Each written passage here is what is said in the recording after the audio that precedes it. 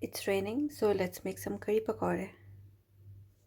Yogurt, gram flour or chickpea flour, 2 tablespoons.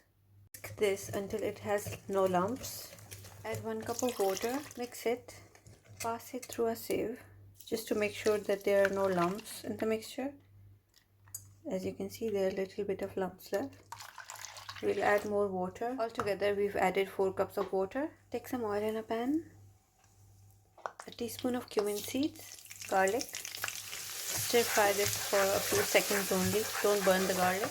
A teaspoon of paprika, a teaspoon of coriander powder, half teaspoon cumin powder, half teaspoon of turmeric powder, a teaspoon of salt, little bit of water so you don't burn the spices. We'll just cook this for 1 minute.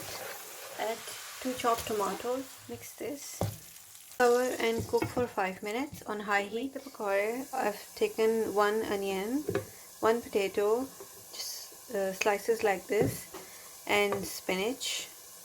Everything is thinly sliced. Then add some gram flour in this. Again, besan or chickpea flour, whatever you call it.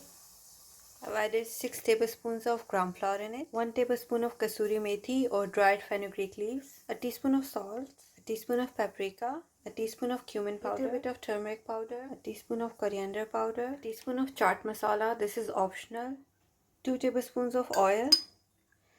This keeps the pakoras crispy for a longer time. Baking powder as well. Add a little bit of water and mix it with your hands. This is how your mixture will look like.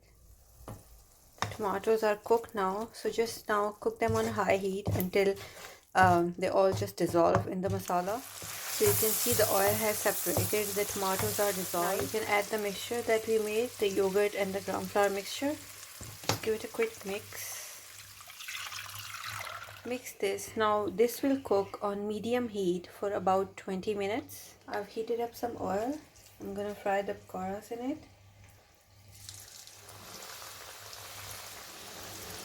The pakoras after 5 to 6 minutes. The pakoras are done.